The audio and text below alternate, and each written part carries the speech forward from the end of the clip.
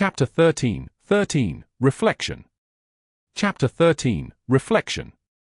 Ingrid, who had been unconscious for 2 straight days, slept for another half day. When he woke, there was bread and soup set before him. A long shadow passed over the bread and soup before disappearing. Turning his gaze to the half-open tent entrance, he guessed it was dawn. There were no sounds of people coming and going, and only a few torch stands seemed to have been set up. The light entering the tent was much dimmer than before. Everyone inside the tent appeared to be asleep. Ingrid reached for the bread. At least my arm moves fine. Taking advantage of the motion, he tried to shift his body halfway upright. Zing! Pain shot up from his side, enough to make the back of his head throb. Still, this much is manageable. REM had said nothing was broken. Ingrid's own assessment agreed. Though his head had been shaken enough to knock him out, fortunately, there didn't seem to be any serious damage. He wasn't dizzy, and his eyes, nose, and ears were all in working order. Rip. He tore off a piece of bread, dipped it into the cold soup, and popped it into his mouth. Even my tongue's fine. He must have been quite hungry, as even this simple meal tasted good. His tongue reacted to the subtle sweetness of the flour, while the soup, seasoned just slightly better than plain water, was sufficient to fill an empty stomach. Ingrid chewed the bread and soup as if savoring a delicacy from a proper restaurant, deliberately and thoroughly swallowing each bite. If you eat too fast after fainting, it'll upset your stomach. This was something he knew from experience. Normally, it would be the duty of a medic tent soldier to explain such things. The soldier he'd seen the previous evening, however, had looked too indifferent to bother. Was a soldier assigned to a medic tent even necessary? Probably has connections. Otherwise, why would someone perfectly healthy be stuck watching over injured soldiers? Once his stomach was full, Ingrid forced himself into a seated position. Lying down right after eating wasn't good for digestion. If one was injured, eating well and resting were crucial. Proper digestion was part of eating well. Phew. With a small sigh, Ingrid stared blankly at the flickering light outside the tent entrance. His gaze was on the swaying torchlight, but his mind was elsewhere, crowded with thoughts. The repetitive days, today, and the day he had finally surpassed. Ingrid reviewed and re-reviewed that day. He relived that moment repeatedly, even in his dreams. In terms of the thrust itself, it was excellent, a flawless strike, even by his own standards. Reaching that point in the fight wasn't bad either. He owed much to the Valen-style mercenary swordsmanship. It was thanks to the countless repetitions he drilled into himself for this day. But that didn't mean he'd done everything perfectly. It was still rough. This was the conclusion he reached after countless reflections on that moment. Someone passed by the tent. Whoosh! The shadow of a soldier stretched long as it moved in front of a burning torch. The elongated shadow transformed in Ingrid's imagination into the enemy he had thrust at. When I thrust. What if his opponent had evaded? In his mind, the shadow dodged the thrust, then spun and counterattacked. The blade easily sliced through the neck of the shadow representing Ingrid. Then it's me who dies. He had claimed to be prepared? What a joke. It wasn't enough. If his opponent had been slightly smarter, slightly more experienced. If they had lived just a little longer to see another battlefield. No, that's going too far. That was an exaggeration. Thinking like that led nowhere. The shadow that had been fighting disappeared as he cleared his thoughts. Ingrid stopped dwelling on what had already happened. Instead of dwelling on what if, think about the next step. REM had said he needed to put his full force into his thrusts. But that didn't mean every attack could be like that. He pondered. Show the thrust only once. Before that, keep unsettling the opponent. When they fell for the provocation and tried to thrust, counterattack. Relying entirely on a single thrust. If it failed, it would mean death. Was that truly the right approach? A fight shouldn't be handled that way, and Ingrid knew it. If things didn't work out, how would he face the next today? If the thrust didn't work, should I have relied on luck? No, he couldn't. That wasn't acceptable. Not luck, but skill. Ingrid believed skill was the best way to seize the opportunities given to him. Reflecting didn't lead to self-pity. He was simply revisiting the facts, distinguishing between his shortcomings and successes. As he always did after a fight or sparring session. If you fight until you're half dead and survive, that fight becomes your asset, Enki. The old swordsman had been a teacher at a seaside town, teaching children swordsmanship. Judging by skill alone, he wasn't even good enough to make a name for himself in a small commercial city, let alone a large one. But as a teacher, he wasn't bad. At least for Incrid, he had been an excellent mentor. If you plan to live by the sword until you die, digest everything you gain from battle. Absorb it, process it, and absorb it again. That's your way to survive. The old teacher's wisdom was born from experience. He limped on his left foot. His body was covered in scars. Lessons learned through a lifetime of hardship. That teacher had charged a hefty tuition fee. It had been worth it. Those lessons had been invaluable. Now was the time to revisit what he had learned from him. There has to be another way. He couldn't put everything into every thrust. If he did, it would be his life on the line. REM wouldn't fight that way either. But when sparring with that madman, every swing of REM's axe carried a crushing weight and palpable intent to kill. How can that be? The joy of successfully executing a thrust was fleeting. Incrid didn't let himself get carried away. He was happy, of course.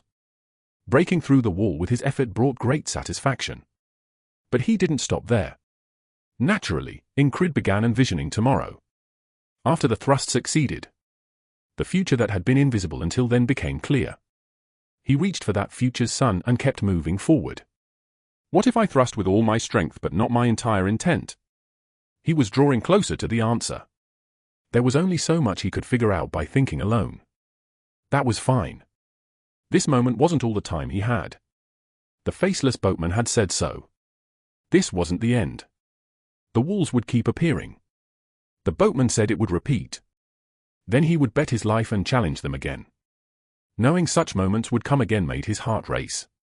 A strange warmth started from his lower abdomen, spreading through his body. Now wasn't the time to be pushing himself. Rest first. His throbbing side told him that he needed several days of complete rest. Even his own untrained diagnosis could confirm that. But how did I even end up here? What usually happened when a soldier was injured?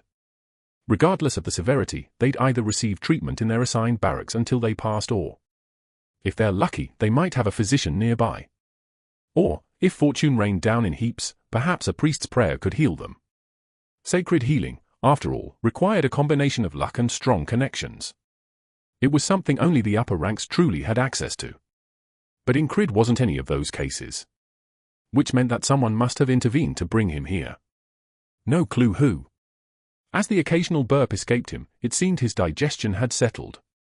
Incrid lay down and slept. He slept deeply. Eating and resting were the best remedies for injuries, after all. The next day, when he opened his eyes, they were met with a pair of large, round ones staring back at him. Move your face away. He pushed at Big Eye's face with his hand, but Big Eyes withdrew before he could touch him. I didn't want to wake you since you seemed so sound asleep. Good timing, though. Sure. If he hadn't, it wouldn't have been a surprise if this guy had woken him with a kick instead. Come on, who do you think got you in here? Big Eyes puffed out his chest as he spoke. So it had been him. Of course, there weren't many others among the squad capable of pulling off such a maneuver besides Big Eyes or Jackson. I had to open my purse for this, you know. You owe me. Not that he'd asked to be brought here. Still, credit where credit was due. The medical barracks had better food, were situated in the rear, and best of all, excused him from all duties. If he weren't here, he'd likely have been hobbling around, clutching his side, trying to manage his squad. But will the squad run smoothly without me? That was unnecessary worrying. The weakest member of squad for 44 worrying about the others? How absurd. Ah, wait. The weakest member is this guy. Big Eyes was hopeless in combat. That didn't mean he was talentless. Somehow, whenever battle broke out, he'd conveniently retreat to the rear as part of some special unit. Impressive, really. And this time, Incrid had benefited from those very talents. Should I bow my head in gratitude or something? No need for grand gestures. Just don't forget this. Why does it matter so much if I remember? Fine. Good. Well, I've got things to do. See you around. Even with his supposed busyness, Big Eyes had found time to visit. How considerate. It wasn't just Big Eyes and REM who had come. Jackson, passing by, tossed him a small jar. Rub this on your side once a day. Should help with the pain. Just don't mention where you got it. Especially not to our squad, right? Jackson shrugged and walked off. The small green jar looked like it contained crushed herbs. If it had been made specifically for him, it was a touching gesture. Of course, it wasn't. He'd seen this sort of ointment a few times before, though this was his first time using it. Dipping his fingers in, he spread the salve over his side. Each movement sent sharp pain shooting through him, but the area soon grew warm, and the pain dulled noticeably. This is good. Deciding to use it sparingly, he carefully sealed the jar and placed it under his bed.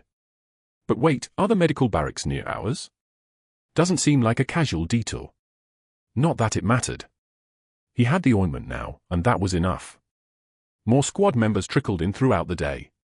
Sorry, brother squad leader. Wish I could do more for you, said one, sounding like they'd held back on helping him. Without you, the squad's a mess. Here, take this. Another tossed him half an eaten apple before leaving. The last visitor was clearly just passing by. This guy frequently got lost. He'd overheard the soldier outside muttering, "The captain's in the medical barracks." Why? Didn't even know I was injured, who? Raising a squad was a thankless job. Not that I raised them. Every single member, aside from himself, was perfectly capable in both fighting and retreating. I should focus on my own problems. Even if the squad was in chaos, it couldn't be all that bad. They'd manage. They always did. What mattered more now was, you bastard. A new visitor. The unwelcome guest entered around midday. The medical barracks were spacious, capable of housing over 10 patients. Yet only 3 currently occupied the space, Ingrid with his aching side, a platoon leader staring daggers at him, and a blond man idly twitching his fingers as he stared at the ceiling. The platoon leader, glaring at him, spoke first. Bottom-tier soldier, ex-mercenary, and somehow a squad leader? Do you take turns offering your ass to your men? How do you land this position? This guy. The platoon leader was familiar, from a neighboring company. This guy seemed to thrive on antagonizing him. His name was Vengeance. Whoever had named him must have had a sense of humor. Why did Vengeance hate him? No idea. From their first encounter, he'd been growling like an angry dog. And now you're lounging in the medical barracks. You've got it easy, huh? Can't argue with that. Ingrid's life was admittedly quite comfortable, except for the fact that Vengeance was here. Good to see you, platoon leader. Oh, it's good to see me. Wouldn't terrible be better? Ingrid was an adult. He knew how to wear a mask. Yes, a little. A little. Not overly thrilled, to be honest. You bastard. Vengeance's temper flared, though he made no move to attack. Not that he could. Word was, he'd taken a deep cut to the thigh in a previous battle and could barely stand. Which meant, now's the perfect time to mess with him. Ingrid was an adult. He knew how to wear a mask, and how to rile up a foe. Chapter 14, Night. Chapter 14, Night. Come here, you. Lower your voice. This is the infirmary. So what, you punk? Though he growled, even the fiercest beast posed no threat when kept at a distance. It seems we're bound by some sort of connection. Wasn't the first time we met in the lower village. It was a bad connection, an ill-fated one that brought them together again and again. Why are you acting chummy, you unlucky bastard? The one to start the conversation was Vengeance. Ingrid didn't bother pointing that out. He wasn't petty enough to argue over such things. Fine. Instead, he turned his body. The ointment Jackson had given him was highly effective. Even when moving like this, he barely felt any pain. What are you doing? You told me not to act familiar, so I'm pretending not to know you. You think this is funny, punk? Vengeance yelled furiously. Had he realized it was a joke, he might not have gotten so angry. But then again, maybe it's because I'm always surrounded by such savage squadmates. Seeing Vengeance after so long felt almost endearing. Watching REM, Jackson, and the other squad members squabble often felt like it was shaving years off his life. Ah, you caught on. As expected of the platoon leader, the future of the Cyprus division. You. Vengeance's forehead veins bulged as he picked up his boot and hurled it. Encrid quickly caught it. A gift? I'll kill you, you punk. REM once said something along these lines.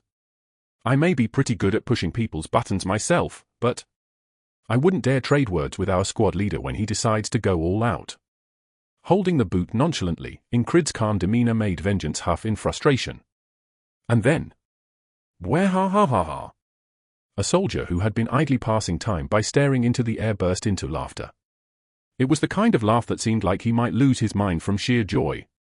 Vengeance's sharp gaze swung around to the blonde man who was now wiping tears from his eyes with a hooked finger. No, but a gift. That was just too good. I held back until now, but wow.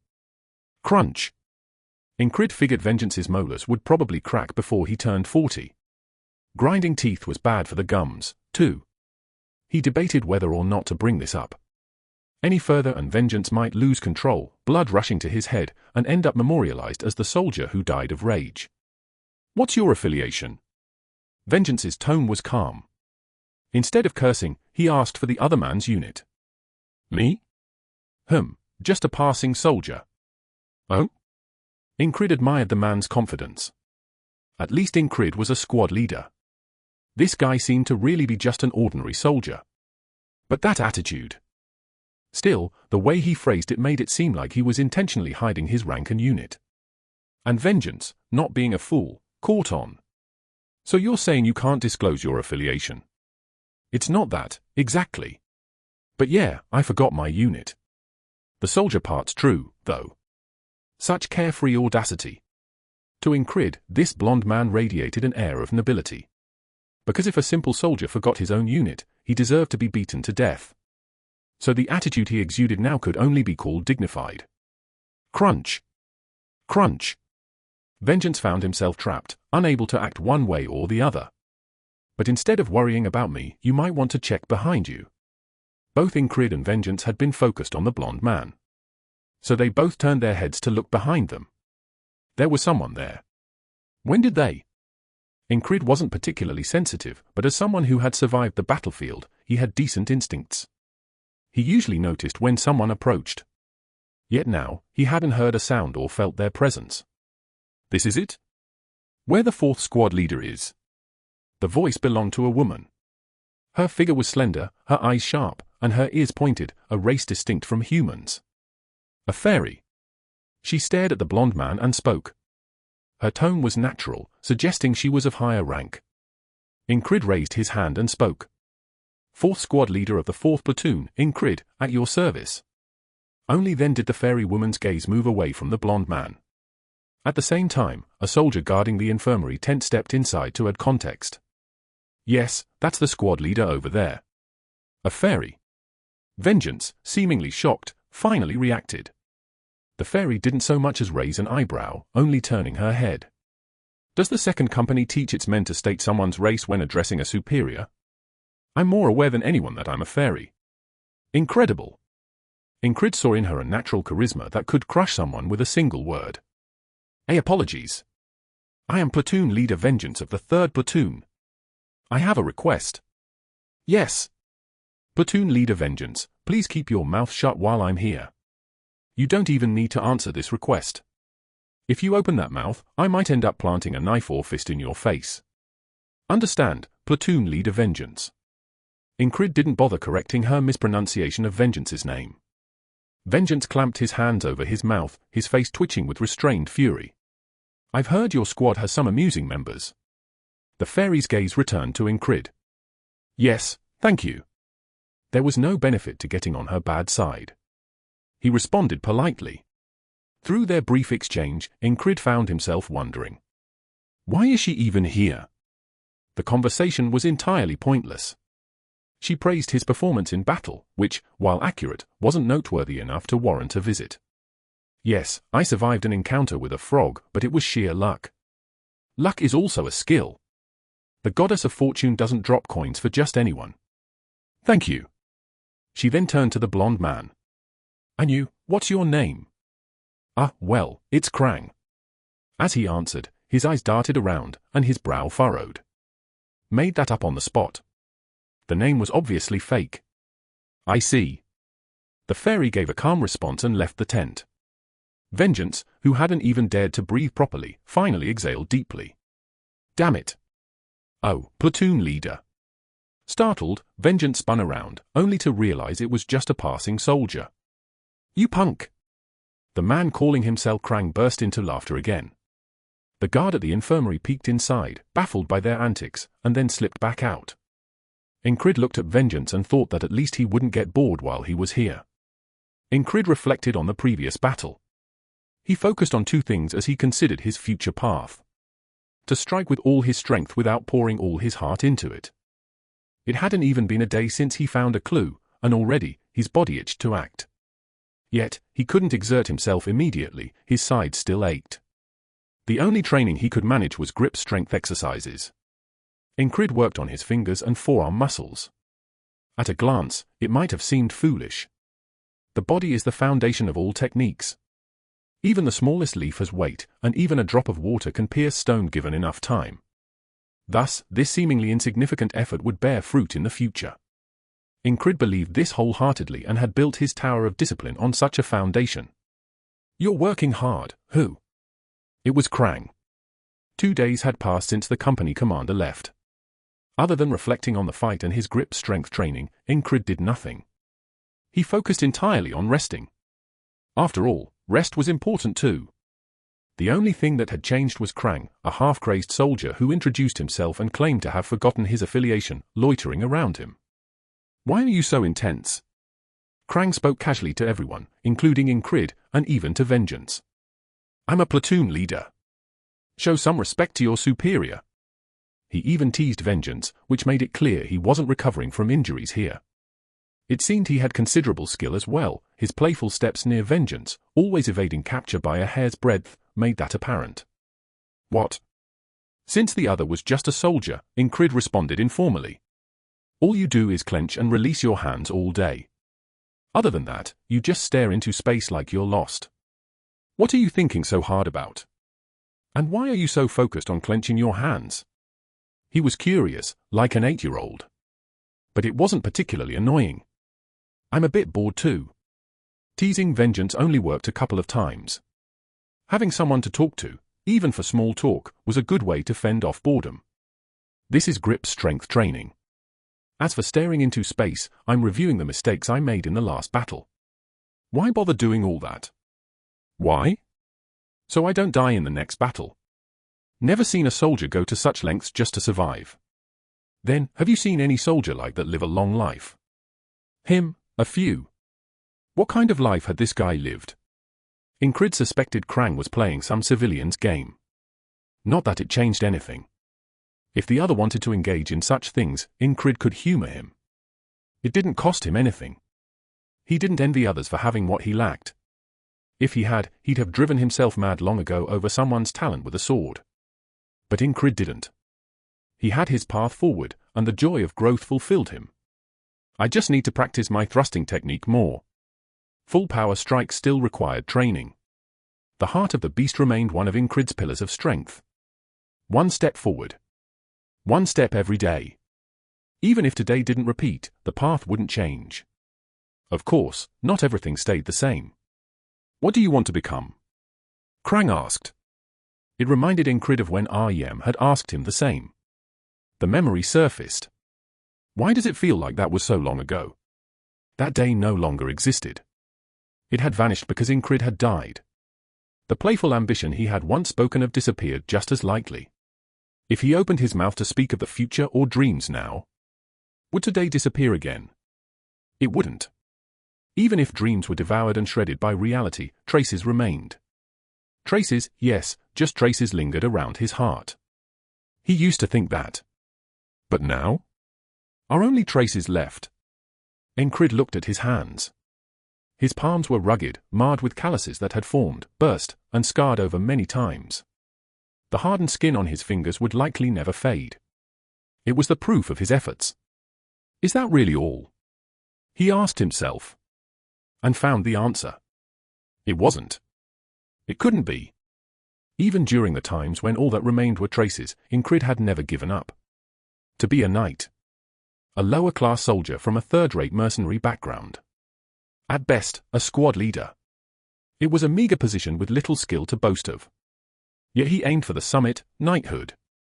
Vengeance, listening nearby, was ready to burst out laughing. But Krang spoke first. Ah, a knight. It was strange. Vengeance wanted to mock him, but Krang's demeanor stopped him. Not by force, but instinct told him it would be wrong. Though his tone was calm, it carried weight. Krang took that absurd dream seriously. He listened with his full heart and strength. It was a level of attention that was almost staggering. Looking at you, I think I'm starting to figure out how I want to live. Krang's words were simple. Ingrid shrugged. The odd atmosphere that had filled the infirmary vanished as suddenly as it had appeared. What, a knight? How ridiculous! And so, Vengeance mocked to his heart's content. But it seemed laughable. Neither Ingrid nor Krang paid him any attention. I outrank you. Vengeance tried weakly. Of course, it had no effect. Exactly a week later, Ingrid's side no longer hurt. Is it thanks to the ointment? He healed quickly. As bedtime approached, Krang asked, "You're heading back tomorrow?" Yeah. Today had been uneventful. The minstrel who returned after a week sang a hymn to Cyprus right next to the infirmary in the morning. The soldier on guard duty overslept. While on a light stroll at midday, Ingrid saw Kreis. Big Eyes didn't look well. Before he could ask anything, Kreis walked away briskly. The rest of the day passed without incident.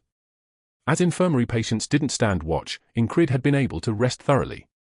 Sleep well, Ingrid. You too, Krang. Once we're back, I'll deal with both of you, Vengeance chimed in with his usual farewell. With that, Ingrid closed his eyes and fell asleep. And then... Cyprus! Cyprus! The minstrel's singing woke him. Again today. He had heard the minstrel never stayed in one place for more than 2 days, moving from barracks to barracks. Today, the song should have come from farther away. Why was he here again? Damn it, where's breakfast? Vengeance grumbled upon waking. Hearing him, Ingrid's hair stood on end. He had heard those exact words yesterday. No, in the repeated today. Did the soldier oversleep this morning too? Ingrid asked. Vengeance gave him a strange look before laughing. What nonsense is this? Yesterday, breakfast came on time. Ingrid let out a sigh of disbelief. It was clear now. Today had repeated itself. This meant I must have died in my sleep, without a sound. Chapter 15, a single word. Chapter 15, a single word. I was killed while sleeping. Ingrid was so baffled he couldn't even laugh. Was I really that careless? Careless enough not to notice even being stabbed in my sleep? That couldn't be. If he were that oblivious, he wouldn't have survived this long. He struggled to piece together how he had died. Ingrid recalled the moments just before he fell asleep. There was nothing unusual. No premonitions or signs. He had fallen asleep. And never woke up. Did he hear insects in his sleep? Toss and turn? No. He had slept deeply. It had been the final night before returning to duty. Without a care, he had simply slept, thinking it was his last chance to rest. And after that? It felt like he had been possessed by a ghost. Still, he didn't allow himself to wallow in confusion. Panicking could freeze his thoughts, and that would mean death. This was just the start of another day. Having been through this once, Ingrid knew what to do and where to focus his thoughts. 2 questions needed answers. First, how? Whether his throat had been slit or his nose and mouth sealed shut. How had someone managed to kill him without him feeling a thing? Second, why? Why me? He had been taken down without even knowing the moment of his death. It wasn't the work of an amateur. If the culprit was an assassin, they were top tier, perhaps even beyond that. If it was an enemy soldier, they'd have to be more skilled than a first-rate assassin. The medical tent was in the rear lines. For someone to sneak in and slit a throat here without being caught, they would need the skill to slap a knight in the face and walk away alive. The answer to the why seemed partially clear. In the tent, aside from Incrid, there were only Krang and Vengeance. No one of this caliber would come just to target Vengeance. So the answer was clear. Krang. The clueless soldier who claimed to have forgotten his unit's name. Someone like that couldn't possibly be an ordinary soldier. The why was settled. The how could wait until tonight. Oddly enough, Incrid had always thought the excruciating pain from dying at the hands of that stab-crazy maniac was the worst part. And that the sight of the maniac's eyes filled him with the most disgust. But this is worse. The fact that he had died without even knowing how left him feeling utterly filthy. The kind of filth that couldn't be compared to stepping in dung, more like rolling in it. What a miserable feeling. It didn't change anything, though. Incrid dismissed his emotions and focused on what needed to be done. The how will reveal itself tonight. The why is clear, Krang is the target. That left one more question to ponder. Beyond the how and why, there was the question of who. Who was the assassin? If it wasn't an enemy soldier, then it had to be someone who knew the location of the medical tent, knew how to stay hidden, and was skilled in assassination. Someone who had already identified their target and had easy access. One name came to mind. The company commander? It was a logical suspicion. Elves were quiet, nimble, and swift, the perfect assassins. And since the commander had business here, it made sense for them to come and go. Even the pointless chatter a few days ago could make sense if their true goal was this tent. The pieces fit together neatly. What are you doing? Vengeance's voice snapped him out of his thoughts.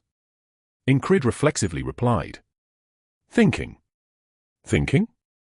So curt. Have you completely lost it, you crazy bastard? Vengeance, limping slightly as his thigh wound had improved somewhat, got up. Oh, I thought it was Krang. My mistake, platoon leader. A mistake, who? That's all. Apologies. An apology and that's it. He's latched onto that. How about I get us something to eat? Ignoring Vengeance's outburst, Incrid stepped out of the tent as if nothing had happened.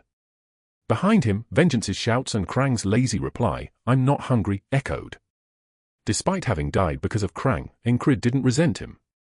He was still annoyed and in a foul mood, sure. But it wasn't Krang who killed him. Ultimately, his death came down to his lack of skill or just rotten luck. That's how Incrid saw it. If you're aware, you won't get caught off guard. An assassin creeping in under the cover of night, just creating a commotion, would summon nearby allies. Catching a prowling cat in the dead of night didn't require much effort. Before long, Krang appeared before Incrid, rubbing his eyes. Dragging his feet, he radiated a perpetual air of laziness. This guy's consistency never failed. You're late, and now the platoon leader's pissed. He's pissed because of me? That's because you keep teasing him, squad leader. Officially, Krang was also a squad leader, which meant the two of them held equal ranks. A lowest-ranked soldier acting all gutsy, who? As they walked back together, Krang casually asked, "So, what's with you always picking fights?" Despite the truncated phrasing, the question was easy to understand. Why keep provoking others? Vengeance. He's a mid-tier soldier. The Cyprus Division and the Norilia Kingdom military used a rank-based system for soldiers. It was akin to a reward system to boost morale. If you proved your skills, you earned a rank to match. This system motivated soldiers to train hard. Ranks were divided into 5 levels: lowest, low, mid, high, and top tier. Incrid thought it was a practical system. In Norilia, where martial strength was revered, most commanders were high tier or above. Knights, however, were excluded from this ranking system. Knights transcended the limits of ordinary humans. Thus, they couldn't be bound by such a framework. Squad leaders were usually low or mid-tier soldiers. But exceptions always existed. Incrid, a lowest-ranked soldier, was one such exception as a squad leader. His subordinates were at least mid-tier. "You're an odd one," the soldier remarked absent-mindedly. Incrid felt a strange twinge at that comment. Me? He'd been told his entire life he was either ordinary or lacking talent. 2 portions will do for the meals, Incrid said. The soldier, mumbling something about how peculiar Incrid was, prepared only 2 portions. Returning to the tent, Incrid pacified Vengeance, had breakfast, and reviewed the last battle after their usual training. Krang skipped breakfast and disappeared. So only Incrid and Vengeance ate. Krang said he'd be away for a while, right? Yeah, I think so. Vengeance orderly responded nonchalantly to Incrid's inquiry. Although the elf company commander was a suspect, the sentries outside were also strong contenders. These guys can enter and leave this tent whenever they please. Let's not jump to conclusions. Even if everything added up, settling on a conclusion could cloud his judgment. It was better to keep all possibilities open. After lunch, Krang returned. It was a routine day, except for Incrid. You're busy, huh? When Incrid addressed him, Krang tilted his head in puzzlement. Then, with a subtle smile, Krang approached and asked, "Do you know something?" It was a sudden question, and Incrid frowned slightly, unsure of what Krang was getting at. What? This is the first time you've spoken to me first. Really? Now that Krang mentioned it, it seemed plausible. But Incrid hadn't paid much attention to it before. Guess it is. So what? What's the big deal about that? Krang chuckled softly and plopped himself down on the edge of Incrid's bed. Incrid hadn't been particularly curious about Krang's true identity before. Or rather, he hadn't cared much. But thanks to this enigmatic soldier, the day had started repeating, piquing his interest. What sort of man was this Krang that assassins would come after him? While he could try to coax the truth out of him with some clever maneuvering, Incrid chose another approach. Sometimes, it was better to convey sincerity directly than to beat around the bush. Sitting beside Krang, Incrid met his gaze and asked directly, "What's your real identity?" Vengeance, who had been dozing off nearby, woke up, saw the two sitting close, and almost jumped in to interrupt. But he stopped himself when he heard the question. He, too, was curious. Incrid waited patiently for an answer. Krang smiled, but this time it wasn't the relaxed smile he usually wore. Instead of speaking, he stared into Incrid's eyes for a long moment, still smiling faintly. Does he want to have a staring contest or something? Incrid waited leisurely for Krang to open his mouth. As the silence stretched, Vengeance couldn't hold back any longer and began to speak. Hey! But Krang interrupted. I can't say. Why? Because it would ruin the fun. And I have a promise to keep. Is that so? It is. Incrid nodded at Krang's refusal to answer. From the back of the room, Vengeance, who had been listening to the entire conversation, was left dumbfounded. What kind of nonsensical exchange was this? Why ask the question if he was just going to accept the non-answer? If Krang had a hidden identity, then there must be a reason for keeping it a secret. Could he be an enemy spy? Finally, Vengeance spoke up, his voice sharp. Are you a spy? I'm a squad leader. Incrid replied indignantly. Not you, idiot. Him. Me? No, Krang said, shaking his head with a smile. But then, without another word, he stood and walked to the center of the infirmary. Incrid quietly observed as Krang moved. One of the guards stationed at the infirmary glanced at Krang with bleary eyes. I can't reveal my identity, but I can tell you one thing, Krang said, standing in the middle of the room. There was an odd quality to him. The way he walked, his posture, his gestures, his tone of voice, even the faint smile on his face, all of it seemed perfectly orchestrated, as if he were an actor on a stage prepared just for him. He commanded attention without trying, and Incrid found himself unconsciously focused on Krang's lips. I cannot betray this kingdom, Krang said. His tone was neither fast nor slow, but it carried an undeniable weight. It was the sort of statement that could be a lie, a throwaway comment, or even a fleeting confession. But coming from Krang, it felt like an unshakable truth, as inevitable as the changing of the seasons. Incrid felt as though he were seeing an illusion. The infirmary seemed to expand, its walls disappearing to reveal a vast, open plain. And in the center of it all stood Krang, his presence dominating the expanse like a lone figure in an endless wilderness. He's not ordinary. There was no way to classify him within any standard rank.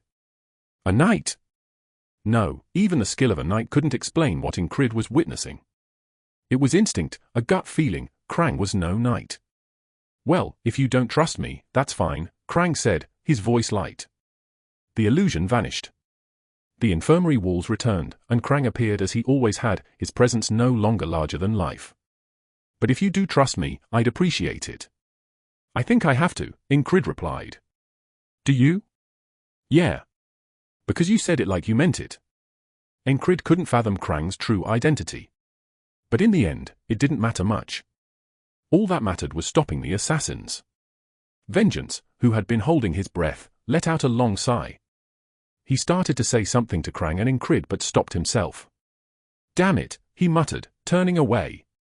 Whatever Krang's true nature was, it was clearly extraordinary, leaving Vengeance at a loss for words. Seeing this, Krang burst into laughter. Don't worry, platoon leader. Right now, I'm just Krang. Who said anything? Clicking his tongue, Ingrid found Vengeance's flustered reaction oddly endearing. For all his bluster, Vengeance only ever picked fights with him, while keeping quiet around others. Come to think of it, I wonder why he only acts like this with me. Ingrid let the thought drift as another identical day began. Sleep well, Ingrid. You too. For once, Vengeance skipped his usual snide evening remark, perhaps fearing the consequences of his words. How dull. That night, Ingrid stayed awake. As a former mercenary, his endurance and wits had saved him more often than his swordsmanship. The night deepened, and the guard changed twice. Vengeance snored softly nearby, while Ingrid's thoughts kept him alert. Just as he considered getting up, a sharp sting pricked his neck. Instinctively, he reached for the spot and found a thin, wooden needle embedded in his skin. A dart? Poisoned? As numbness spread from the wound, Ingrid's body grew heavy, his senses dulling. Damn it! He strained to keep his eyes open, determined not to let the day end like this. Through the haze, he saw a small figure approaching, a woman or perhaps a child. The figure raised an arm, and darkness swallowed him. Cypress! Cypress! The hymn echoed, signaling the start of another day. It was the third. What the hell is taking them so long with breakfast? Vengeance grumbled, just as he had the previous mornings. This time, Ingrid didn't waste any effort. I'll go check. Stepping outside, he began preparing for the next encounter. If the assassin came again, he would be ready. Chapter 16, Lack of Skill. Chapter 16, Lack of Skill. The third today. Ingrid carried out grip strength training and combat reviews as usual. He did not waste time. It was another ordinary day with nothing happening during the day. At least, on the surface. I just didn't notice it. Today felt different. Krang skipped breakfast and only returned after lunch. Even the medic stationed at the infirmary was absent for an unusually long time. Typically, the soldiers assigned there would never leave their post. Other than that, everything seemed the same. The nearby infirmaries had a few patients, which was typical. Ingrid sat in front of the infirmary, observing the soldiers coming and going. Being stationed in the rear, the number of combat troops was naturally fewer than at the front lines. One of the wheels of a supply cart broke, causing the cart to tip over. From various directions, groans of pain could be heard from injured soldiers. A harsh wind blew, prompting some soldiers to grumble complaints. Considering everything, the security was not particularly tight. Still, it's not lax enough to let a few assassins slip through. His objective remained unchanged. Cause a commotion while confronting the assassins, simple enough. Ingrid steadied his resolve. The rest of the day passed just like any other. Don't you get bored of this? Krang's routine question. When we get back, just wait, you bastards, muttered Vengeance aimlessly. Night fell deeply. Lying in bed, Ingrid got up and sat on the edge, his legs dangling. He reviewed the information he knew. The assassins' expected time of arrival. After the third watch change. Their weapons, poisoned needles and blades. Their appearance, resembling women or children in physique. The most suspicious person, the newly appointed company commander. Their target, likely Krang. That was all he knew. It was enough. They weren't after him, and all he needed to do was cause a ruckus. Watching the guards change shifts, Ingrid got up from his bed. Yawn, headed to take a leak. One of the guards asked, yawning. No, just couldn't sleep, Ingrid replied. Tomorrow, you're heading back to the main unit, right? The guard smiled faintly. He had freckles, droopy eyes, and a gentle expression. Ingrid, as a squad leader, outranked the average soldier. Yeah. Nervous about it? No, just the moon's too bright, Ingrid said. The freckled soldier tilted his head up. It was a pitch-black night. Thick clouds completely obscured the moonlight. The stars twinkled faintly, but the darkness was so deep one couldn't see a step ahead without a torch. The moon. Just kidding. Ingrid glanced at the nearby tent where another watchman stood guard. Even with strict discipline, such soldiers inevitably existed. Leaning against the tent pole, the guard nodded off. Ha ha. The freckled soldier chuckled dryly. Actually, it's the torches. Too bright for me to sleep. You're sensitive, the soldier replied. I've been like this since I was a kid. It wasn't an empty remark. Ingrid was more sensitive than most people. He could hear better, smell better, and distinguish flavors more sharply. His senses were sharp. And yet, I've already been caught off guard twice. The opponent was exceptionally skilled at stealth. Well, what kind of assassin wouldn't excel in stealth and infiltration? It was dark. Staring at the starry sky and the torchlight on the posts, Ingrid exchanged a few meaningless words. He asked about the soldier's hometown, how he ended up in the army, trivial things. The freckled soldier shared freely, without reservations. Ingrid didn't listen closely. While conversing, his attention remained on the back. And he kept touching his neck. The poison worked instantly because it struck my neck. If it had hit his arm instead, he might have had time to react. Preparation was key. As long as he stayed awake, he could at least scream for help. Laura's waiting for me back home. The freckled soldier was mid-sentence, talking about his girlfriend. Suddenly, thwack! Something pierced the soldier's throat. A blade. A finger-length blade protruded from the front of his neck. Blood didn't gush out. Until that blade was removed, it served as a stopper for the bleeding. The soldier staggered, his mouth muffled as he collapsed silently. Ping! Something shot toward Ingrid. All this happened in a single breath. Ingrid reacted instinctively, raising his hand to cover his neck. A sharp prick followed as a poisoned needle lodged in his hand. It was time to shout. There's an assassin here. Attack! Or even just a simple ah. But something clamped over his mouth. No sound. No warning. Ingrid felt someone grab his neck and twist. Crack! Then, a searing pain in the back of his neck as a blade slid deep. Having been stabbed so many times, he could now estimate the depth and severity of the wound as if by instinct. This one would kill him shortly. Ingrid collapsed, blood pouring from his neck, soaking his chest. The assassin didn't deliver a final blow. Ingrid lacked the strength to confirm their situation. Krang? What about vengeance? Bleeding out, Ingrid saw two bodies before him. One was the freckled soldier. His throat was pierced, and blood pooled on the tent floor. What was his name again? They talked so much, yet Ingrid hadn't paid attention. Inside the tent, Vengeance also lay sprawled, his eyes wide open. His neck seemed strangled. But Krang was nowhere in sight. Summoning his last ounce of strength, Ingrid raised his head to peer deeper into the tent. The movement caused the blade in his neck to shift, sending waves of agony. Grrrk. A groan escaped involuntarily, but he persisted, lifting himself. He saw her, a slender woman. Through the torn tent, a fairy-like woman blocked the way. It's you, isn't it? The newly appointed company commander. No matter how oblivious, this was unmistakable. You all ready? Another voice mixed in. That was the last thing he remembered. Cyprus, Cyprus. And just like that, today began again. Damn it. A hollow laugh escaped his lips. The opponent was an assassin. What good were things like the heart of the beast or Vala techniques? There was nothing he could do. He had to face them to even attempt anything. But without a word, they went straight for the neck and launched poisoned needles. Kicking off his blanket, he stood. You've gone crazy first thing in the morning. Vengeance, half covered by the flying blanket, asked. No, sir. That wasn't the point. Fine, you'll die for this. Mutiny, right?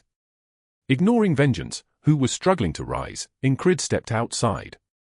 Hey! Running away? You'll die if you get caught. Vengeance's shouts followed him. What's with all the noise this early? Krang's voice joined in as he woke up. Once again, the same day repeated itself. Come on, then, assassin. Encrid prepared for the fourth night. This time, he brought a few daggers as well. He also convinced the freckled soldier to come into the tent with him. Everyone you need to protect is right here, aren't they? It wasn't hard to persuade him. This honest rural youth was easily swayed by Encrid's words. He brought a torch stand inside and set it up. The inside of the tent lit up brightly. All right, assassins.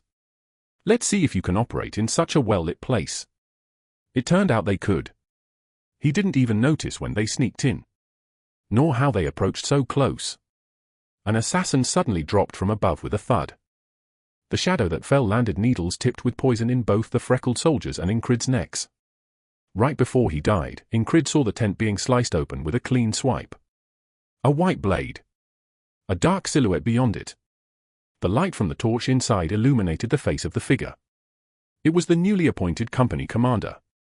Cyprus, Cyprus. The fifth repetition of today dawned. All right. He had seen it coming, and yet he fell for it. Again. This was the fourth time. It was beginning to irk him. He decided to try the same strategy again, but this time, he would focus all his nerves. The result was not much different. The bed in the tent was elevated slightly from the ground. From beneath it, a dark shadow emerged and hurled a short dart. It was a throwing dart, a type of hidden weapon.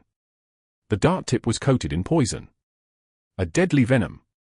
The pain that followed was on a completely different level than being stabbed by a knife. It felt like ants were gnawing on his heart. His breathing came to an abrupt halt, cutting off his air. Thus, he could do nothing before dying.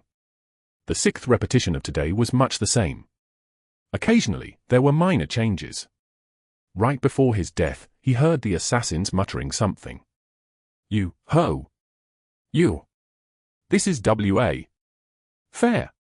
Of course, hearing that didn't change anything. There was no way to make sense of it. At best, he caught a few words here and there.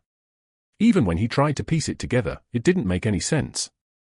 Frustrated, Encrid tried all sorts of different approaches. Stubbornness can be a virtue, but in situations like this, it could also be a disadvantage. The age-old truth remained, if you're not smart, your body suffers. Relentless effort isn't always the solution. Thankfully, Encrid wasn't an idiot. After 20 failures, even shouting is pointless. The assassin's skills were simply that exceptional. Once, he tried shouting an alert before they even made a move. The soldiers from nearby tents rushed to his tent. He even saw Krang rubbing his eyes as he got up. This was roughly after the third watch had begun, so his preemptive strike could be considered well-timed. An attack? Where? In the end, all he got was a kick to the shin from the neighboring squad leader. If you yell first, nothing happens? Would that mean he'd just get through today unscathed? If that were the case, a kick to the shin was a small price to pay. After the commotion subsided, and Encrid excused himself by claiming it was just a strange dream. How did you know? For the first time, Encrid heard the assassin's voice. It was a man's voice mixed with a metallic rasp. And then he died. A blade plunged into his neck. There had been attempts like this and others. Platoon leader Vengeance, are you angry because of me, by any chance? What the hell? It's not me, it's Krang, isn't it? You're upset because Krang keeps talking nonsense, aren't you? Encrid tried light banter to distract and warn them. An assassin will come tonight. You've lost your mind, you lunatic. Vengeance didn't believe him. Are you secretly from the royal bloodline? Why would assassins target you? Krang didn't believe him either. They were faithless people. It was a failure. No matter the variation in attempts, the root cause of failure was the same. Lack of skill. It all boiled down to that single reason. The assassin's skills were simply too superior. He needed a solution. Neither the heart of the beast nor Vala mercenary swordsmanship was of help now. Should I bring REM in during the night? That might be a solution. If it were REM or other squad members, they wouldn't fall so easily. As long as it's not Big Eyes. They wouldn't fall. But how could he bring them here? He had no means to do so. He was merely a squad leader, and they were regular soldiers. Regardless of skill, their ranks were set. Could he ask the lieutenant in charge of the medic squad? As if they'd agree. What excuse could he use? Some things were possible, and some weren't. Bringing his squad members was out of the question. Was there another way? There was. The repetition of today. Ingrid knew the time and place when he could meet Big Eyes. Should I ask for advice? All his squad members were terrifyingly skilled. Even if I can't bring them along, he could at least hear their opinions. That would be better than enduring this out of sheer stubbornness. Ingrid got up to seek Big Eyes. Where are you going? Platoon leader Vengeance called out from behind him. Krang was also absent from the morning lineup, so perhaps that's why he asked. Ingrid tilted his head at the question and answered with a question of his own. Are you lonely? What the hell? Never mind, then. You son of a. Ignoring him, Ingrid walked out. Just you wait until I'm better. Vengeance yelled from inside the tent, but Ingrid just rubbed his ears. Finding Big Eyes wasn't difficult. His expression was sour as always, but what did that matter? This was the 21st repetition of today. Big Eyes. Big Eyes, who had been walking briskly, turned his head at the call. He frowned, then recognized Ingrid. Squad leader? You're looking better now. Can we talk for a moment? I'm a bit busy. If you need someone to talk to, Jackson is over there. Big Eye seemed genuinely busy, gesturing with his thumb before hurrying off. There wasn't even a chance to stop him. Not that Big Eyes was the goal, he'd planned to have someone else from the squad call him instead. Ingrid followed Big Eye's gesture to the indicated tent. It wasn't one of the large ones but a smaller tent. It was a maintenance tent for broken supplies, not often visited by people. There, nestled among the repair tents, was a small one. It looked like it could fit 2 people at most. Squad leader? Jackson was inside. Reddish-brown hair and brown eyes tinged with red. A squad member with an unassuming smile.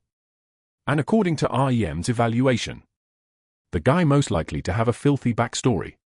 One who enjoyed exploiting openings to strike, a total pervert. Ingrid scratched his head with a finger and asked. It seemed he might have come at an awkward time. Do you have a moment? Jackson casually nodded. Behind him, a woman with curly blonde hair briefly peeked out of the tent before disappearing. Just finished my business. Jackson stood up, loosely draping a shirt over his shoulders, its buttons undone. Chapter 17, Ingrid's Resolve. If one were resourceful, even within this confined area, it was possible to meet with a courtesan. Rumor had it that courtesans preferred being inside the military camp over being in cities or rural villages. First of all, they could earn higher fees than usual. And though it might be whispered about, this was not something officially sanctioned within military law or discipline. Men encountered here, whether soldiers or officers, went out of their way to avoid causing a stir. No one relished the hassle of getting caught for summoning a woman.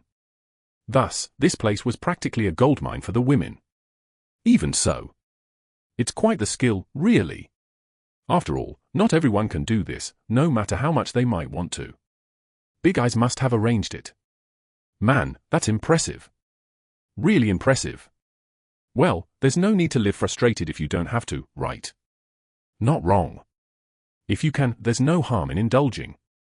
Jackson walked along, buttoning his shirt.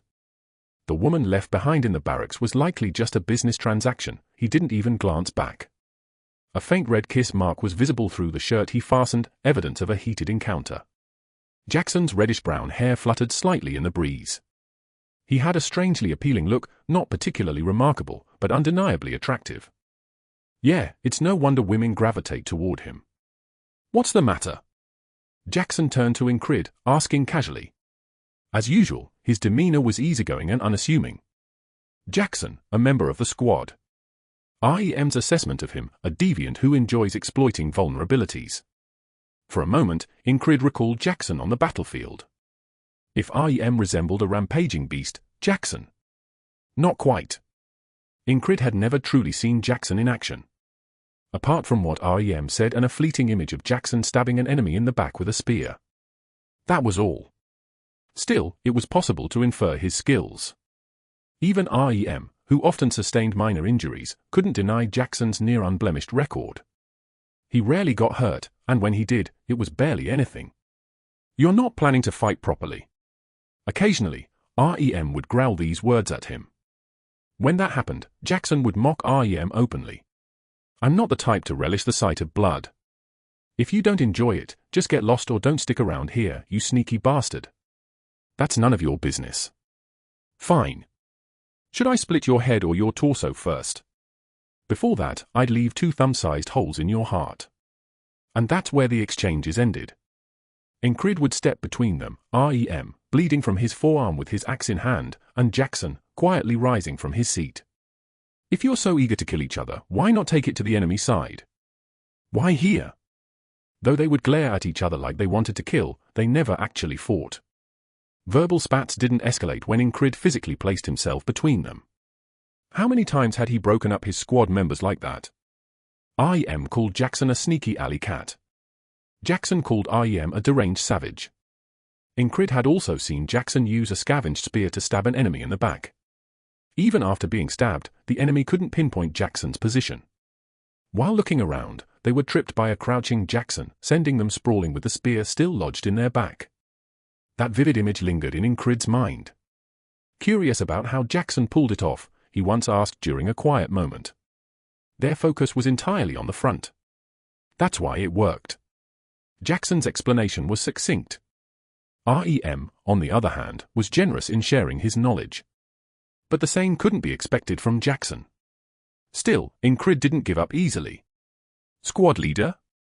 Jackson stopped walking. At some point, they had arrived at the medical barracks where Ingrid was. Hearing the question, Ingrid drifted into thought. The answer required no deliberation. Ingrid hadn't schemed to become the leader of the troublesome 4th Squad of the 4th Company. Who could ever plan for relationships like these? So, there was no need to overthink. If something was curious, he asked. If something was needed, he demanded it. That's how Ingrid treated his squad. "If someone like you stabbed me in the back, how would I defend myself?" Jackson instantly understood what Ingrid meant. How many times had this man pestered him for tips on sneaking up behind someone? His persistence was unparalleled. Every few days, the same question was repeated. If he had whined, it would have been easier to deal with. Jackson could have scared him off with a few threats. But the squad leader didn't do that. His eyes burned with curiosity and a desire to learn. Though Jackson wasn't impressed, one thing was clear. If left alone, this man would keep asking the same question every few days for as long as he was in the squad. If Jackson somehow knew Ingrid for a lifetime, he would be pestered for a lifetime. Jackson didn't throw the term tenacious around lightly. He knew too well the limits of human endurance. He understood the futility of terms like mental fortitude, conviction, or determination. And yet, to Jackson, Ingrid was a truly relentless man. His passion for swordsmanship and martial arts burned hotter than anyone's. Was it that passion that drove him like this? "Why are you so eager to learn?" "Because knowing that could increase my odds of survival." Jackson almost asked what he intended to do with the life he clung to so desperately, pouring all his earnings into training. But he held back. What good would it do to know? After all, wasn't this just another fleeting acquaintance? Eventually, though it wasn't easy, Jackson explained everything to the best of his ability. Not that the squad leader could master it. Naturally, it wasn't suited to his style. Yet today's question was slightly different. "Do you think you broke my ribs because your opponent was too strong, or was it unexpected?" Jackson found the question reasonable. If Ingrid thought he got kicked by the frog in the last battle because he didn't sense it, he was sorely mistaken. "No, it's not because your opponent was ridiculously strong." "Then what?" The questioning didn't stop. Ingrid responded with a question of his own. He knew Jackson well enough. Jackson wasn't the type to be curious. He kept everyone at arm's length, neither drawing too close nor pushing them too far. No one considered Jackson a close friend. Except for the 444th Squad, no one particularly disliked him either.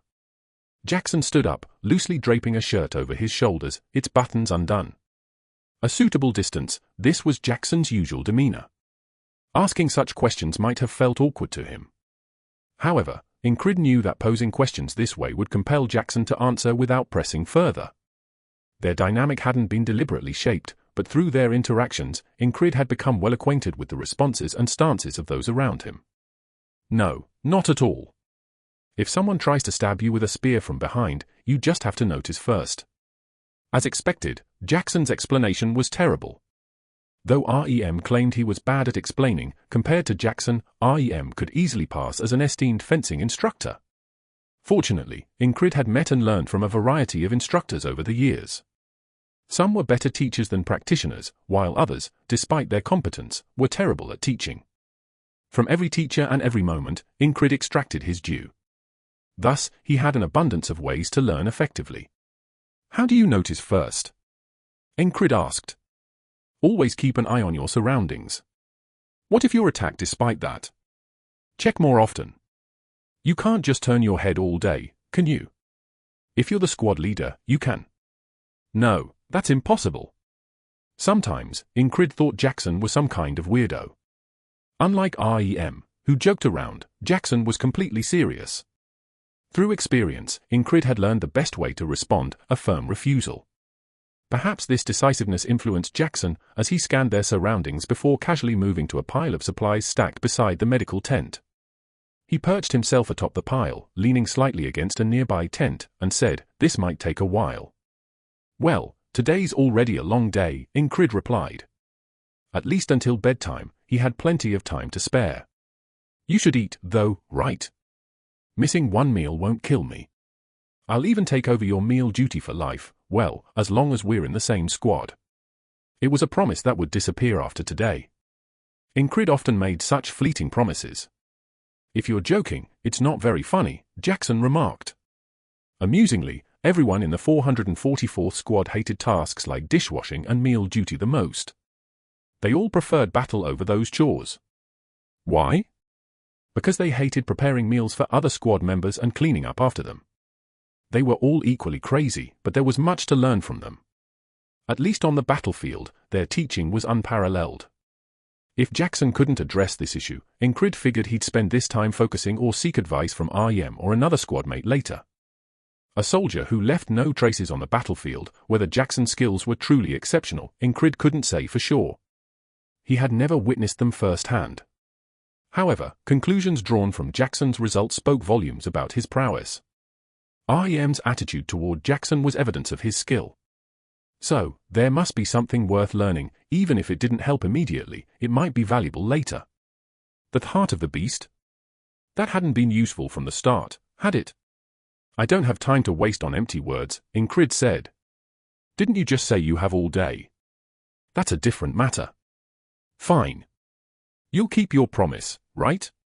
Ingrid nodded and settled down right in front of Jackson. A few passing soldiers glanced their way but didn't engage. Amid the flow of soldiers and supply carts, the two faced each other. Though Jackson sat higher on the pile of supplies, the difference wasn't enough to bother Ingrid. Jackson felt a strange unease.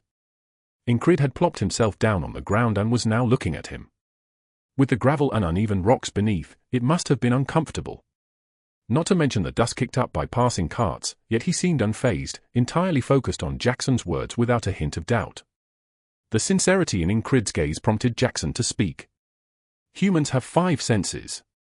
Sight, smell, hearing, that kind of thing." "Yes. Sight, hearing, smell, taste, and touch. Why bring that up now? Shouldn't Ingrid have questions?" Yet, Ingrid's expression showed none of that, he simply listened. It was an admirable attitude, enough to elicit unexpected words. Originally, Jackson had planned to say, "Just train your senses," but he began explaining instead. The words came not from his head but from his heart. If you can't keep turning your head, you need eyes on your back. While heartfelt, the words weren't exactly kind. Even Jackson thought they sounded absurd. His explanation had been poor. "Got it," Ingrid said with a nod. "Seriously?" Jackson carefully chose his next words. He hadn't expected to teach this, but there was no harm in trying. He knew from observation that the squad leader was ordinary, his senses were nothing special, naturally gifted in no way. Still, that was fine. The training Jackson intended to teach was effective even for average individuals. With consistent effort over 3 to 4 months, it would yield notable results. Typically, this training was conducted in confined spaces like caves. Of course, the ideal method would involve repeatedly surviving assassination attempts, but that wasn't realistic. You can't always rely on your eyes to watch your surroundings, but your ears can do the job. His explanation still felt lacking, but Ingrid quickly grasped the point. Ah, right. Sound doesn't discriminate between front and back, Ingrid noted. Precisely. To be more accurate, sound does have directionality. By learning to distinguish sounds, your hearing will develop. It's a practice you can start right here, even while sitting. Try it now, listen carefully. Various sounds filled the air. The creak of rolling carts, the murmurs of grumbling soldiers, groans from the infirmary, the indifferent voice of a medic urging patience, and the flapping of banners as a strong westerly wind swept through. After a brief pause, Jackson spoke. Today's wind is from the west. The medic is stationed 3 tents ahead from here. That cart's left wheel joint is loose. If they're lucky, it'll last 2 days, if not, it'll break today. True to his words, the cart wheel soon gave way with a crack, collapsing to one side. Ah, come on, the driver exclaimed in frustration. By distinguishing sounds and identifying them, you can constantly survey your surroundings, Jackson concluded. Ingrid was astonished. Was such a thing really possible? Clearly, Jackson had just demonstrated it. Installing eyes on your back, this is auditory training. Can you do it? This auditory training relied on environment rather than difficulty in methodology. It was merely a matter of distinguishing sounds. Of course, that didn't mean it would be easy. Repeating the same sounds and distinguishing them will help, right? And once you're used to that, you move on to other methods. As expected, Ingrid, though unexceptional in martial arts or swordsmanship, excelled at listening and comprehension. His ability to listen well translated to quick understanding. Correct. For example, one method of detecting an assassin's silent approach is to distinguish the subtle sounds of shifting air. If you know a skilled assassin, have them attempt to sneak up on you, that would be the best training. Jackson's following comment was partly in jest, delivered with a faint smile. It was a joke, yet somehow unnecessary. Ingrid's knack for grasping Jackson's inadequate explanations had led to the statement slipping out unintentionally.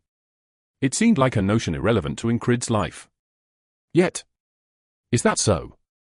Rather than dismissing it, Ingrid's eyes gleamed with interest. What an inscrutable person, Jackson thought as he evaluated Ingrid. Chapter 18, Sounds of Survival. Chapter 18, Sounds of Survival. Still alive. By nightfall, Ingrid tried to pick up the sound of an approaching assassin. It was pointless. There was no sound, no trace to be sensed. Let's stick to this for now. No hesitation lingered. Once a training method was set, he just executed it, like a plowing ox. And so, Ingrid did. Before the poisoned needle could be fired, the assassin would surely enter the tent. The goal was to hear that faint trace. Each night, he would lie down and wake up to the same morning. That didn't mean he ignorantly focused solely on nighttime training. If possible, doing his best in all areas was ideal. During the day, he sought out Jackson. The very next day after learning about auditory training, Ingrid waited modestly outside the tent. He had arrived too early compared to usual. Hearing faint whispers inside, he didn't move closer. He didn't care what intimate words were exchanged, it wasn't necessary to eavesdrop. After waiting, he met with Jackson. Let's take a walk. As they walked, they talked. The same questions, the same demeanor. Even though Ingrid heard the same words each time, he unconsciously adopted the attentive posture Krang had shown him. Good listening was deeply tied to good learning. One had to listen well and understand before taking the next step. Though he wasn't fully aware of it, Ingrid instinctively knew the importance of listening and did so diligently. In this way, the habit of attentiveness proved to be an excellent tool. Jackson repeated himself often, and Ingrid sometimes pretended to be a genius. Eyes in the back of your head, that's listening, isn't it? Picking it up with your ears. Doesn't seem like further explanation is needed. Sounds have directions too, right? Front, back, left, right, you can differentiate based on where and how strong the sound is, correct? Are you a genius? What? Nothing. You're sharper than expected. Did I look like a fool to you? Not at all. And then the day would end again, starting anew with Vengeance's complaints. Hey, no breakfast? Where's that bastard gone? Yes, being hungry does make one irritable. What? I'll go find breakfast so our dear platoon leader can stop whining. Have you lost your mind? Not really. Since words didn't hold much meaning, he decided to start the day with some teasing. He observed those around him as they went about their routines, using some of their actions as markers to make subtle changes to the repetitive days. Ingrid half-jokingly dealt with breakfast before diving into another round of training. 5 times, 10 times. Repeating this over and over, he grew accustomed to dragging Jackson out of the tent. At first, it felt awkward, but after overhearing the intimate exchanges inside, he became shameless. Today, they praised one spot, last time, they praised another. They talked about preferred positions. In these repeated days, Ingrid boldly lifted the tent flap. Jackson, got a moment. What is it now? If you're going to continue, I'll step aside. Even if I wanted to, you ruined the mood. Then get out. The woman beside Jackson stared at Ingrid with incredulous eyes, as if thinking, what's with this guy? At first, even Ingrid felt embarrassed, but as he grew used to it, he became unabashed. He simply ignored it. Most importantly, Jackson didn't particularly express displeasure with this behavior. He was just curious about Ingrid's intentions. That curiosity was always resolved in the same way. Curious? No, never mind. The same went for training.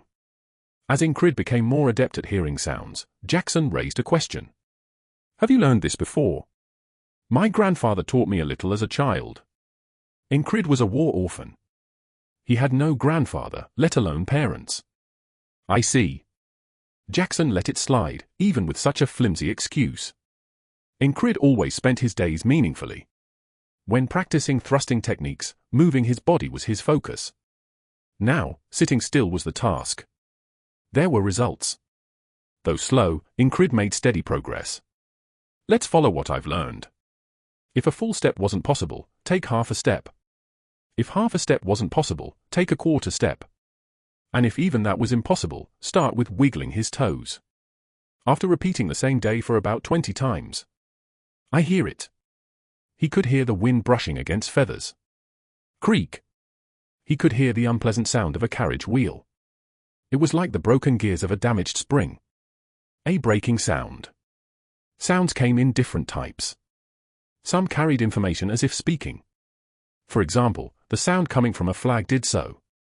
Finding out its position is simple. Check where you're seated, locate the north, then follow the direction of the flag's fluttering sound. Easier said than done. Few could accomplish this in one go. Repetition, then more repetition. As always, dividing each day into smaller moments, maintaining an unchanging resolve. Everything synergized. Follow the sound of the fluttering feathers.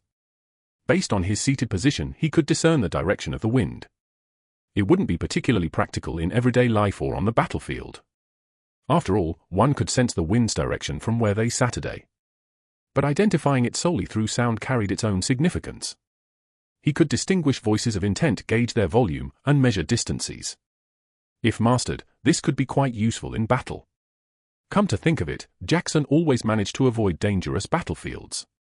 Did he listen, judge, and act preemptively? Could such things really be done? That was something Ingrid couldn't determine yet. Distinguishing sounds was the first part of this training. The second was measuring distances by sound. Ingrid had just completed these 2 steps. The third step was to discern and focus on faint, subtle sounds. The best training for this, they said, was to detect the presence of assassins. Ridiculous, but it was an ideal environment. Not knowing what was happening before suddenly dying was far worse than he had imagined. That sudden moment of helplessness, with no chance to resist, was the worst. Still, could this be an opportunity? The thought came naturally. Ingrid didn't get up from his bed. Tangling with the freckled night watchman always seemed to lead to his demise in past encounters. There was no need for that now. He closed his eyes and focused while remaining lying down. For now, he listened. What would come next could be thought about later. During the day, he listened to the sound of carts rolling, wooden pegs breaking and wobbling, or perfectly intact carts. He distinguished between flags and tents swaying in the wind, and the voices of people. What might seem tedious and exhausting to some was something entirely different for Ingrid. This is fun. For Ingrid, even small progress brought him joy. It wasn't like learning the heart of the beast through grueling physical effort, but it was mentally taxing. When he focused too much, splitting headaches would pound his skull. But by the 30th attempt, he was fine. Each day brought subtle growth, making it different from the day before. Ingrid found immense satisfaction in that. On the 56th night, a quiet sound pierced through the usual nighttime noise. The crackling of torches burning in their holders. The sound of a drowsy guard startling awake and jabbing the ground with his spear. The freckled night watch occasionally peeking into the tent. Amid those familiar sounds, something small and distinct crept into Ingrid's ears.